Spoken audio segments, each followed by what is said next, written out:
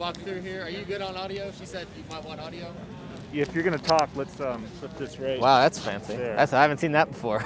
All right, you guys ready? Yep. So as the patients come in, they'll obviously park in the parking lot here. The first thing they'll encounter as they walk towards the mobile vaccination unit will be two individuals. The registration folks at this table, they'll either be A, registering them for a shot, or B, checking them in the online system. They'll go through some simple COVID screening questions with them. They'll have their temperature taken. Once you've kind of cleared through this section here, you'll process this way.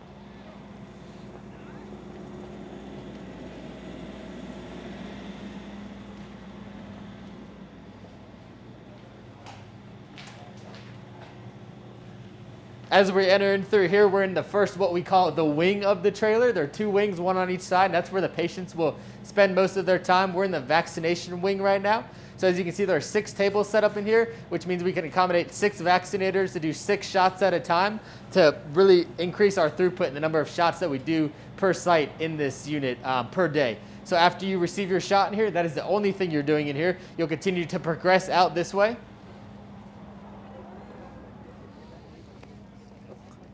Certain patients will complete their 15-minute observation period in their car, where they'll be monitored by medical professionals in the parking lot, walking around, checking on them to make sure they're doing okay post-vaccination. Other individuals will be directed this way, and they'll enter what we're referring to as wing number 2, the high-risk observation area. People who may have had previous reactions to vaccines, things like that.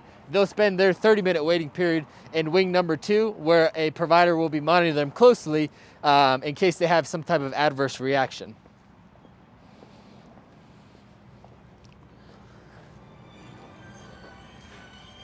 Both wings are identical here. The only difference is there's no tables here. There's simply chairs here because all we're doing is observing people on this side.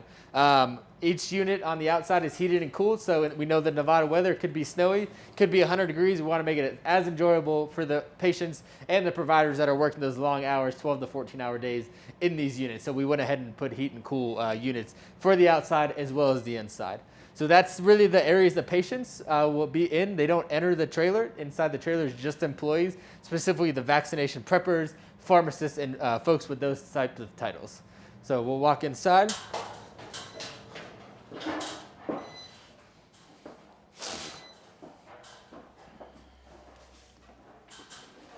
So we're now inside of the mobile vaccination unit. Behind us, we have a restroom that we'll use for the employees and the folks working on the site during those long days. Over here on the left is where the vaccine is stored and prepared. We have a Moderna and a Pfizer freezer to hold 2,000 vials.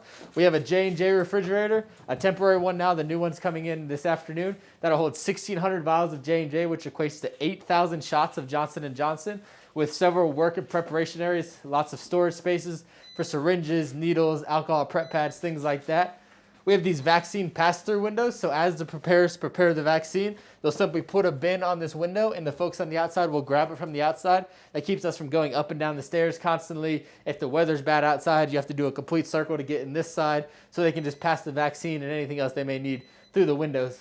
Security is a big concern, so at night there are large security roll-down doors that lock and cover these windows.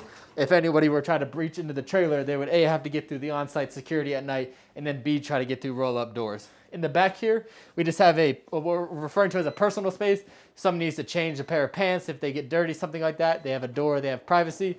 Lockers for our providers, purses, wallets, phones, a refrigerator for lunches, understanding they're going to be here for a while, and then a large storage container for miscellaneous other items that they may need to store while they're on site at these locations. And that's the gist of this trailer. Appreciate it. Yeah, of course.